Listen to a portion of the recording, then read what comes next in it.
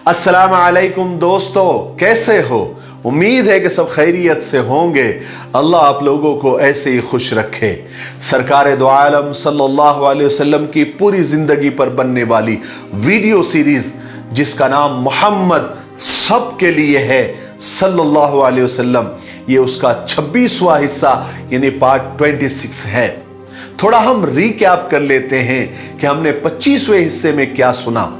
हमने 25वें हिस्से में सुना कि हुजूर पाक सल्लल्लाहु अलैहि वसल्लम को सताने में मक्का वालों ने कोई कसर नहीं छोड़ी थी।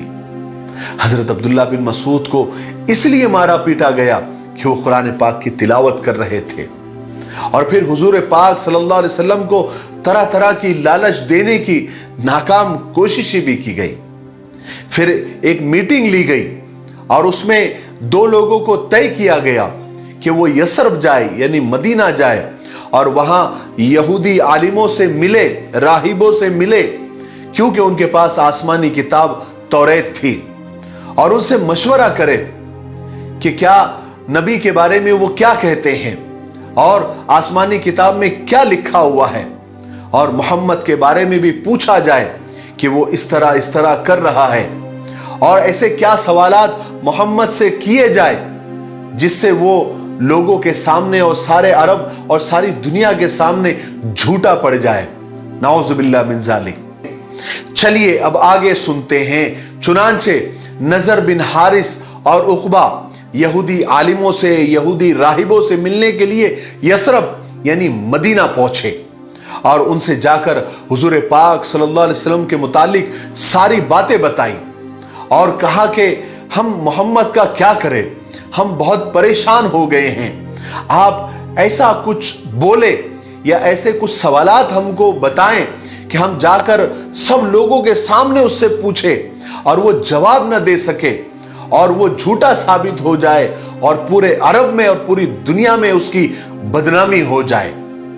चुनांचे यहूदी आलिमों ने, राहिबों ने कहा कि जाकर तुम मोहम्मद से 3 सवाल करो। नंबर 1 कि असहाबे कहफ कौन थे, यानी जो गार में जो नौजवान जाकर सोए थे उसके बारे में पूछो।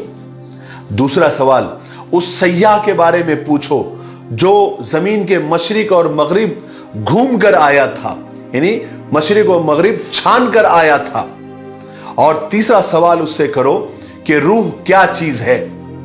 ये तीनों सवालात मोहम्मद से जाकर पूछो और हम यकीन से कहते हैं कि वो जवाब नहीं दे पाएगा और सारे अरब में उसकी नाकामी मशहूर हो जाएगी। अगर वो तुम्हारे सवालों के जवाब दे दे और इन सवालों की तफसील बता दे तो समझो कि वो हकीकत में खुदा का भेजा हुआ रसूल और नबी है। और अगर वो ये इन बातों के जवाब न दे सके तो समझ जाओ कि वो झूठा है। उसके बाद तुम्हें इख्तियार है, तुम जो चाहे उसके साथ मामला करो। जब ये दोनों कासिद वापस आए तो कुरैश ने उनसे मालूम किया कि आलिमों ने क्या कहा, राहिबों ने क्या कहा, तो उन्होंने सारी बात बताई और 3 मुश्किल सवाल लेकर आए यहूदी आलिमों और राहिबों के पास से। वो आकर उन्होंने कुरैश को बताया। अब लोग बहुत खुश हो गए कि आज मोहम्मद को झूठा साबित करने का वक्त आ गया है। नाउजुबिल्लाह मिन ज़ालिक। क्योंकि 3 बड़े मुश्किल सवाल यहूदी आलिमों ने और राहिबों ने दिए थे जो इन्होंने मदीना से यानी यसरब से लेकर आए थे। चुनांचे सब लोगों को जमा किया और हुजूर पाक सल्लल्लाहु अलैहि वसल्लम की खिदमत में पहुंचे और हुजूर पाक सल्लल्लाहु अलैहि वसल्लम के सामने वो 3 सवाल रखे। आप सल्लल्लाहु अलैहि वसल्लम ने फौरन जवाब नहीं दिया बल्कि अल्लाह ताला की तरफ से वही आने का इंतजार करने लगे। चुनांचे थोड़ी देर के बाद खुदावंद आलम की तरफ से आप पर वही नाजिल फरमाई गई और उसमें उन 3 सवालों के जवाब थे जो मक्का वालों ने हुजूर पाक सल्लल्लाहु अलैहि वसल्लम से पूछे थे। चुनांचे अल्लाह तबारक व तआला ने उसके बारे में अपने नबी को बतलाया कि वो असहाब कहफ यानी गार वालों की जमात थी। और दूसरे सवाल के जवाब में अल्लाह तबारक व तआला ने हजरत खिज़र अलैहिस्सलातु वस्सलाम का वाक़या बताया। और तीसरा सवाल रूह के बारे में किया गया था तो अल्लाह तबारक व तआला ने अपने नबी से फरमाया कि उनसे कह दीजिए कि रूह अल्लाह का हुक्म है और आप लोगों को बहुत थोड़ा इल्म दिया गया है। अब आप लोग थोड़ा सा सोच में पड़ गए होंगे कि ये असहाबे कहफ कौन है और गार में कौन गया था और इसका पूरा किस्सा क्या है और हजरत खिजर अलैहिस्सलातु वस्सलाम का क्या वाक़या अल्लाह तबारक व तआला ने बताया और कौन है हजरत खिजर अलैहिस्सलातु वस्सलाम। तो आप बिल्कुल कंफ्यूज ना हो और जरा सा भी आप टेंशन ना ले। इन दोनों के बारे में हम अलग से एक स्पेशल एक वीडियो बनाएंगे जिसमें पूरी तफसील से आपको ये दोनों वाक़यात सुनाएंगे और फिर वीडियो बनने के बाद और अपलोड होने के बाद आपको हम इसकी इत्तला भी करेंगे। तो आप अभी इस वक्त जरा सा भी कंफ्यूज न हो, क्योंकि अगर अभी यहां पर वो वाक़यात हमने बयान कर दिए तो थोड़ा सा टॉपिक अलग हो जाएगा और हम चाहते हैं कि इस सीरीज में सिर्फ सीरत पाक यानी आप सल्लल्लाहु अलैहि वसल्लम की जिंदगी पर ही बात हो, क्योंकि इससे लगकर तो बहुत सारे वाक़यात हैं, फिर वो सारे बयान करने पड़ जाएंगे। इसलिए हम चाहते हैं कि इस सीरीज में सिर्फ हुजूर पाक सल्लल्लाहु अलैहि वसल्लम की जिंदगी पर ही बात हो। बहरहाल जब तीनों सवाल के जवाब मिल गए तो अब मक्का वालों ने तो सीधे सीधे ईमान कबूल कर लेना चाहिए था, लेकिन वो सरकश ही बने रहे, वो गुमराह ही बने रहे। उन्होंने इस्लाम कबूल नहीं किया क्योंकि वो ये सब इस्लाम कबूल करने के लिए थोड़ी कर रहे थे। वो तो हुजूर पाक सल्लल्लाहु अलैहि वसल्लम को झूठा साबित करने के लिए, हुजूर को बदनाम करने के लिए और हुजूर पाक सल्लल्लाहु अलैहि वसल्लम के मिशन को रोकने के लिए सब काम कर रहे थे। और जब बाजी उन पर पलट जाती थी तो जादूगर, नुजूमी, पागल, झूठा, नाउज़ुबिल्लाह ये कहकर वहां से चले जाते थे। ऐसे ही उन्होंने किया। यहां पर जब तीनों सवाल के, तीनों मुश्किल सवाल के जो उनके हिसाब से बहुत मुश्किल थे, जब जवाब दे दिया गया तो नुजूमी, साहिर, जादूगर बोलकर वहां से उठकर चले गए। अब हुआ यह कि हज का मौसम करीब आ रहा था। मक्का वाले परेशान हो गए, उन्हें फिक्र होने लगी क्योंकि हज के लिए दूसरे मुल्कों से भी लोग आते थे।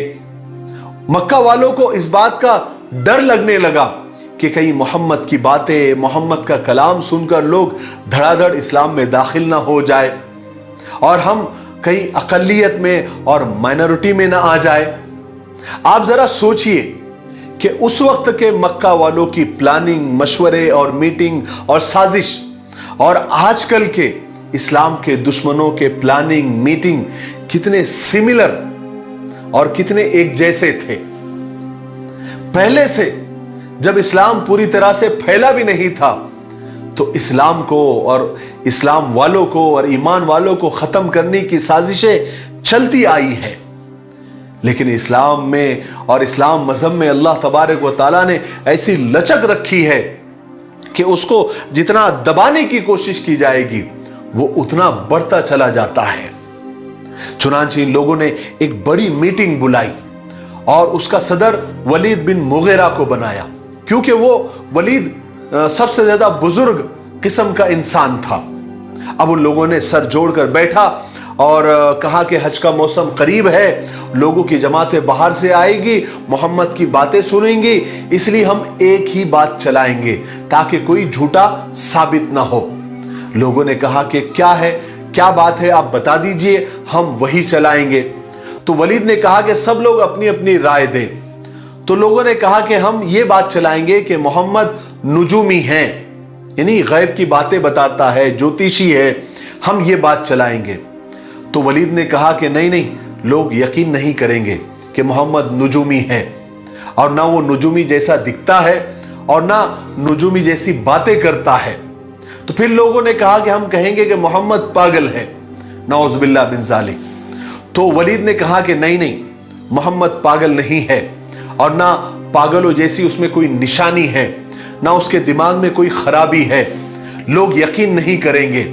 ऐसी बात बोलो कि जिसका लोग यकीन करें। तो लोगों ने राय दी कि हम कहेंगे कि वो शायर है। तो फिर किसी ने कहा कि नहीं नहीं, वो शायर भी नहीं है। फिर लोगों ने कहा कि हम कहेंगे वो जादूगर है।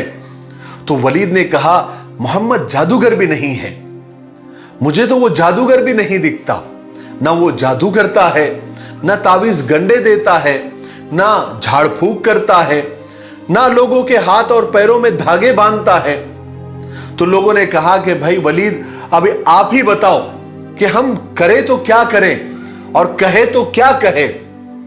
तो वलीद ने कहा कि देखो, अभी तक तुम लोगों ने जितनी भी राय दी है ना, वो सब बकवास है। इस वक्त सबसे बेहतर यही है कि हम लोगों से, आने वाले लोगों से, यानी जो हज को आएंगे, हम उनसे ये कहेंगे कि मोहम्मद एक ऐसा जादूगर है और उसके पास एक ऐसा जादुई कलाम है, ऐसे जादुई मंत्र है जिसे सुनकर भाई भाई से अलग हो जाता है, बाप बेटे से अलग हो जाता है और शौहर बीवी से अलग हो जाता है, लोगों के खानदान में फूट पड़ जाती है, लोग एक दूसरे से अलग हो जाते हैं। सबने कहा कि हाँ हाँ, ये बात बहुत मुनासिब है, बहुत ठीक है, हम यही बात कहेंगे और इसी बात को चलाएंगे। ये उस वक्त का मीडिया था, उसको ये प्रोपेगेंडा दे दिया गया कि अब हज पर आने वाले लोगों में ये बात चलाई जाए। और हुआ भी यही। लोग मक्का के बॉर्डर पर, यानी सरहदों पर बैठ गए और हर आने वाले को पहले पकड़ लेते थे और कहते थे कि अंदर जाएंगे ना मक्का में, तो मोहम्मद नाम का एक बंदा है, वो ऐसा जादूगर है कि अगर तुम उसका जादुई कलाम या उसका जादुई मंत्र सुनेंगे तो तुम भाई भाई अलग हो जाएंगे और माँ बाप अलग हो जाएंगे, खानदान में फूट पड़ जाएंगी, तुम अपने बाप दादा के दीन से फिर जाओगे। इस तरह मक्का को चारों तरफ से मक्का वालों ने घेर लिया और आने वालों का ब्रेन वॉश और जहन साजी कर रहे थे। लेकिन चूंकि हुजूर पाक सल्लल्लाहु अलैहि वसल्लम सारे अरब में ऐसे ही मशहूर हो गए थे, अल्लाह ने उनको ऐसा मशहूर कर दिया था कि लोग काबे की जियारत से ज्यादा हुजूर पाक सल्लल्लाहु अलैहि वसल्लम से मिलने के शौकीन थे। चुनांचे लोग आते, काबे की जियारत करते और ढूंढते कि मोहम्मद का है, हमने बड़ा उसका तस्करा सुना है, हमने उसका बड़ा जिक्र सुना है। ढूंढते ढूंढते लोग हुजूर पाक सल्लल्लाहु अलैहि वसल्लम के पास पहुंचते, उनका कलाम सुनते, यानी अल्लाह का कलाम सुनते और हुजूर पाक सल्लल्लाहु अलैहि वसल्लम की बातें सुनते, मुतासिर होते।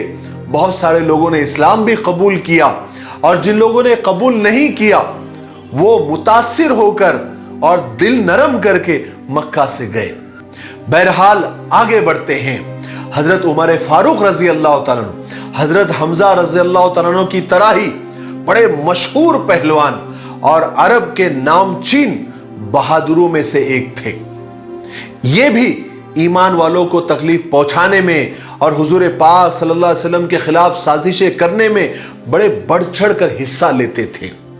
ईमान वालों को पकड़ पकड़ कर लाते, मारते मारते, इतना मारते कि खुद थक जाते थे, फिर दम लेते थे, फिर मारते थे, लेकिन नाकाम हो रहे थे।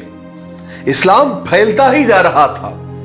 आखिर एक दिन परेशान होकर उन्होंने मक्का वालों की एक भरी मजलिस के अंदर ऐलान किया कि आज मैं मोहम्मद का काम तमाम किए देता हूं, सबका टेंशन खत्म कर देता हूं।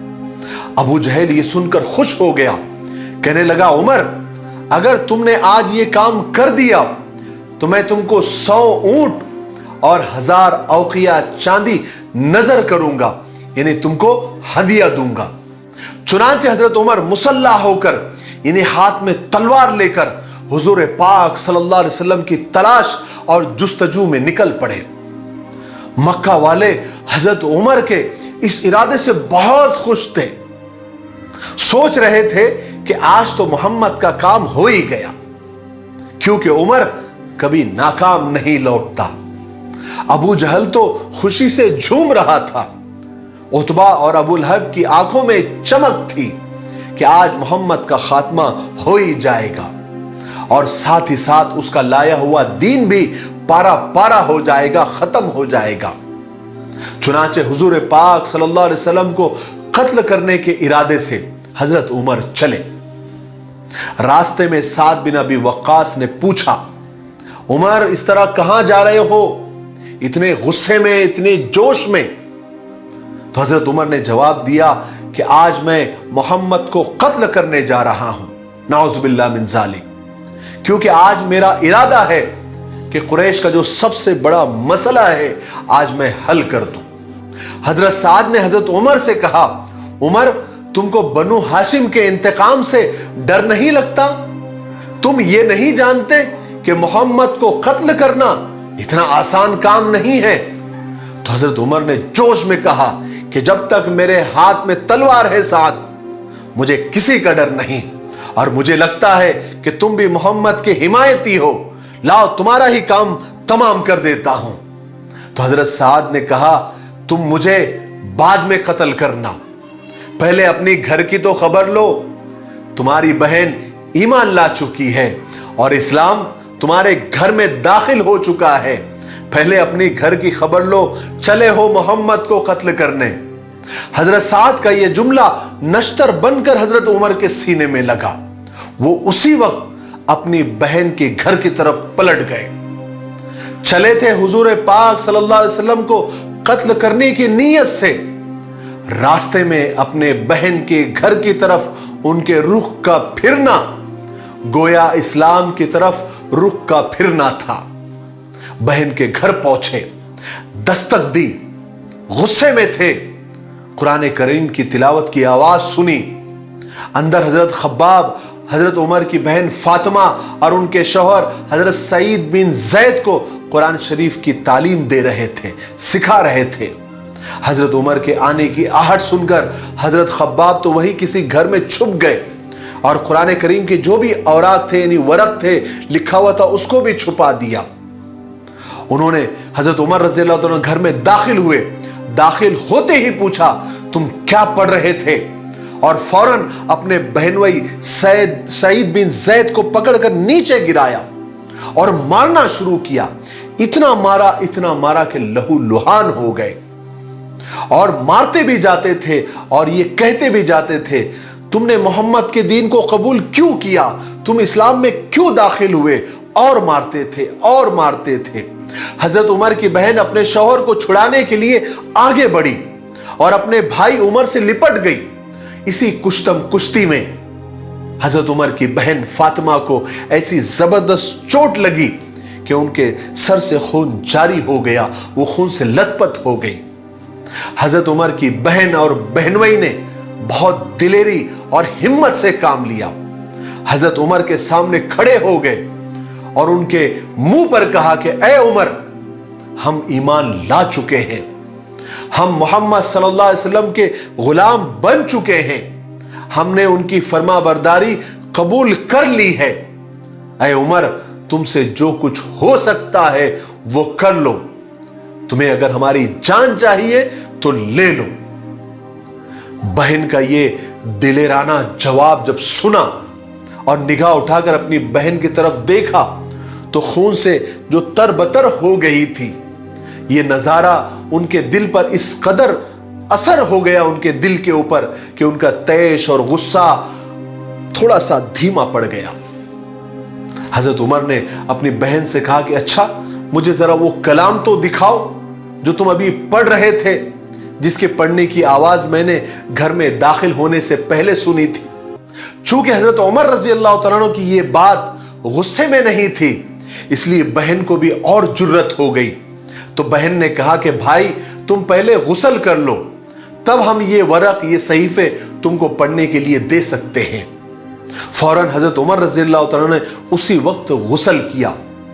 غسل سے فارغ ہو کر قرآن مجید کی وہ آیت وہ ورق لیے اور پڑھنے لگ گئے۔ ابھی چند ہی آیتیں انہوں نے پڑھی تھی کہ بے اختیار بول اٹھے، کیا میٹھا کلام ہے، کیا شیریں کلام ہے، اس کا اثر میرے دل پر ہوا جا رہا ہے۔ یہ سنتے ہی حضرت خباب جو اندر چھپے ہوئے تھے باہر نکل کر آئے، کہنے لگے اے عمر تم کو مبارک ہو، محمد صلی اللہ علیہ وسلم کی دعا تمہارے حق میں قبول ہو گئی۔ کل ہی میں نے حضور کو یہ دعا مانگتے ہوئے سنا کہ اے اللہ، عمر ابن خطاب اور ابو جہل میں سے جو بھی تجھے پسند ہو ایک کو ضرور مسلمان کر دے۔ پھر حضرت خباب نے سورہ طٰہٰ کا پہلا رکوع پڑھا۔ حضرت خباب سورہ طٰہٰ پڑھتے جا رہے تھے اور حضرت عمر رضی اللہ عنہ مسلسل روتے جا رہے تھے۔ میں بہت معافی چاہتا ہوں کیونکہ جمعہ کی اذان ہو رہی ہے، اس لیے آج کی ریکارڈنگ مجھے یہیں پر روکنی پڑ رہی ہے۔ حالانکہ میں چاہ رہا تھا کہ حضرت عمر رضی اللہ تعالیٰ عنہ کا اسلام لانے کا مکمل واقعہ آج ختم کر دوں، لیکن چونکہ جمعہ کی اذان ہو رہی ہے اس لیے مجبوراً ریکارڈنگ روکنی پڑ رہی ہے۔ انشاءاللہ آنے والے 27ویں حصے میں یعنی پارٹ 27 میں ہم سنیں گے کہ جب اسلام لانے کے لیے یا اسلام لانے کے بعد حضرت عمر رضی اللہ تعالیٰ عنہ حضور پاک صلی اللہ علیہ وسلم کی خدمت میں پہنچے تو وہاں پر کیا ہوا، وہاں پر صحابہ کو کتنی خوشی ہوئی اور حضور پاک صلی اللہ علیہ وسلم کو کتنی خوشی ہوئی، اور پھر یہاں سے لوٹنے کے بعد یعنی اسلام لانے کے بعد جب حضرت عمر مکہ والوں کے پاس پہنچے، وہ تو الگ ہی خبر سننے کے فراق میں بیٹھے تھے، لیکن جب انہیں یہ خبر ملی کہ حضرت عمر نے بھی اسلام قبول کر لیا ہے تو ان کی کیا حالت ہوئی، وہ انشاءاللہ کل ہم 27ویں حصے میں یعنی پارٹ 27 میں سنیں گے۔ تو آپ تھوڑا سا انتظار کریں اور آپ ان ویڈیوز کو زیادہ سے زیادہ شیئر کریں اور ان ویڈیوز کے کمنٹ باکس میں آپ اچھے اچھے کمنٹس کریں تاکہ مجھے ہمت اور حوصلہ ملتا رہے۔ میرے لیے، پوری امت کے لیے اور پوری انسانیت کے لیے خیر اور بھلائی کی دعا کرتے رہیں۔ السلام علیکم ورحمۃ اللہ وبرکاتہ۔